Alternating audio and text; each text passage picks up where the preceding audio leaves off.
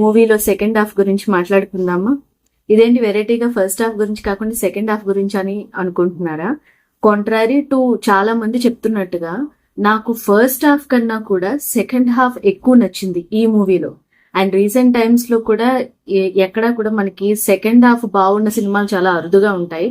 అందులో నాకు అనిపించిన మూవీ, సెకండ్ హాఫ్ బాగుంది అని అనిపించిన మూవీ ఓజీ. ఫస్ట్ హాఫ్ అయితే నాకు అసలు సెకండ్ హాఫ్ కూడా అట్లానే ఉండుంటే మరి ఇంకా ఎలా అనిపించేదో తెలీదు. నేను ఎప్పుడు కూడా ఒక సినిమాని బయట ఉన్న ఒపీనియన్ తో లేదా ఇష్టంతో అట్లా నేను ఎప్పుడు చూడను. ఒక మూవీని ఒక మూవీలా ఒక జనరల్ ఆడియన్స్ పర్స్పెక్టివ్ లో చూడడానికి ఇష్టపడతాను ఏ సినిమా అయినా సరే. ఆ హీరో మీద, డైరెక్టర్ మీద ఉన్న బిఫోర్ ఉన్న ఒపీనియన్స్ అన్నిటిని పక్కన పెట్టి ఈ మూవీ వరకు నాకు ఎలా అనిపిస్తుంది చూస్తున్నప్పుడు అన్నది గమనించడానికి మాత్రమే ప్రయత్నిస్తాను. అందరికీ నమస్కారం, welcome back to my channel Deepthi sense.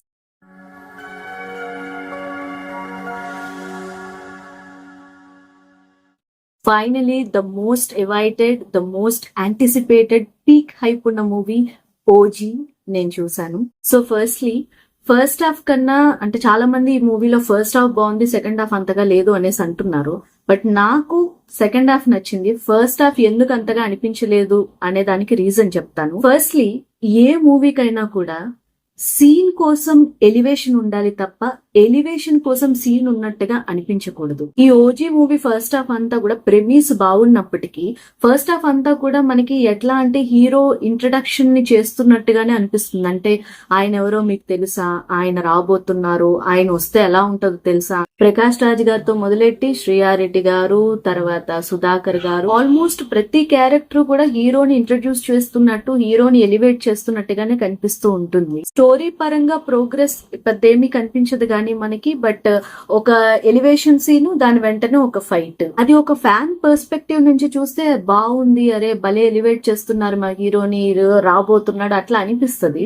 But ఒక జనరల్ ఆడియన్స్ పర్స్పెక్టివ్ లో చూస్తే ఒకటి రెండు సీక్వెన్సెస్ హై ఇస్తాయి మనకి, బాగుంది హీరో రాబోతున్నాడు అనిపిస్తుంది. కానీ అది రిపీటెడ్ గా ఇంకా అదే చేస్తున్నప్పుడు, స్టోరీ పరంగా ఎస్పెషల్లీ ఏ ప్రోగ్రెస్ లేనప్పుడు అంతగా అది మనకి అనిపించదు. ఇప్పుడు ఫర్ ఎగ్జాంపుల్ కేజీఎఫ్ మూవీ తీసుకున్నా, లేకపోతే ఈవెన్ పవన్ కళ్యాణ్ గారి గబ్బర్ సింగ్ లో చూడ, కంటెంట్ ఉన్నోడికి కట్అవుట్ చాలు అని ఒక డైలాగ్ ఉంటది, ఎంత హై ఇస్తుంది ఆ మూమెంట్. సో ఎప్పుడైనా ఎలివేషన్స్ అనేవి సీన్ తో పాటు, స్టోరీతో పాటు బ్లెండ్ అయినట్టుగా ఉన్నప్పుడే ఈవెన్ ఫ్యాన్స్ కి as well as general audience కూడా ఒక హై వస్తుంది, ఎలివేషన్ లాగా అనిపిస్తుంది. పెట్టాలి కాబట్టి పెట్టినట్టుగా ఉండకూడదు అనేది నా పాయింట్ ఇక్కడ. సో ఫస్ట్ హాఫ్ అంతా ఇలా సాగింది. అండ్ ఇంటర్వెల్ కు ముందు వచ్చే ఫైట్ సీక్వెన్స్ నిజంగా బాగుంది. అది ఫైర్ లో ఫైట్ అండ్ ఇట్లాగా గాల్లోకి ఎగిరే షాట్ ఒకటి ఉంది, అది బాగుంది నిజంగా. అంటే పవన్ కళ్యాణ్ గారి మూవీస్ లో మనము అలాంటివి తక్కువగా చూస్తూ ఉంటాము. అండ్ ఏంటంటే నేను అసలు ఈ మూవీకి ఏ రేటింగ్ వచ్చింది అంటే సిబిఎఫ్సి రేటింగ్ ఎందుకు ఇచ్చారు అనేసి అనుకున్నా. బట్ మూవీలో అదే ఈ బిహెడింగ్ సీన్స్, తర్వాత వైలెన్స్ ఎక్కువగా ఉండడం వల్ల ఈ రేటింగ్ వచ్చింది తప్ప ఇంకా మిగతా ఏ ఆస్పెక్ట్స్ లేవంట. అసభ్యకర సన్నివేశాలు అలాంటివి ఏమీ లేవు. Only for the violence quotient ఆ రేటింగ్ ఇచ్చినట్టుగా నాకు అనిపించింది. సో ఇది ఫస్ట్ హాఫ్.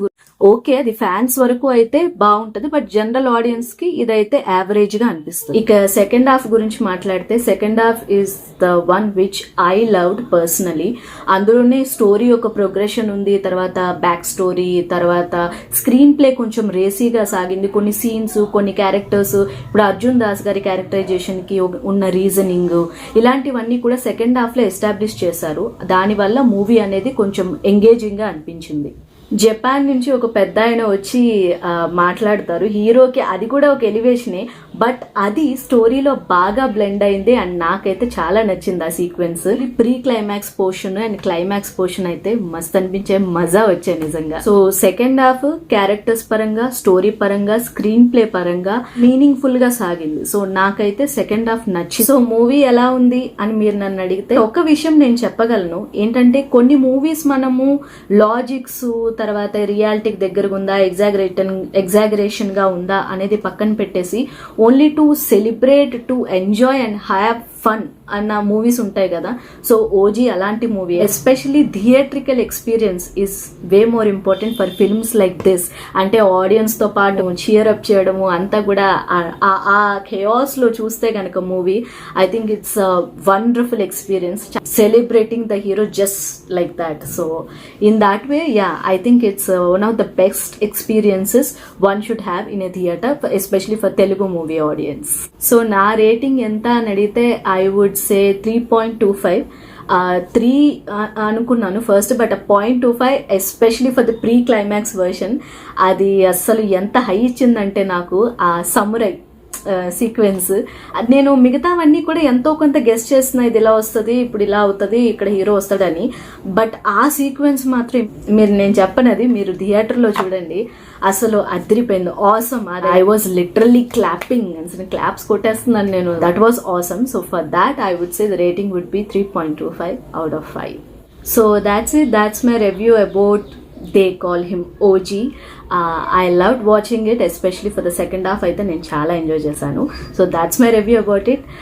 మీకు ఆల్రెడీ మీరు మూవీ చూసుంటే మీకేమనిపించిందో నాకు కింద కామెంట్ చేసి చెప్పండి, అండ్ నా రివ్యూ ఎలా అనిపించిందో కూడా చెప్పండి.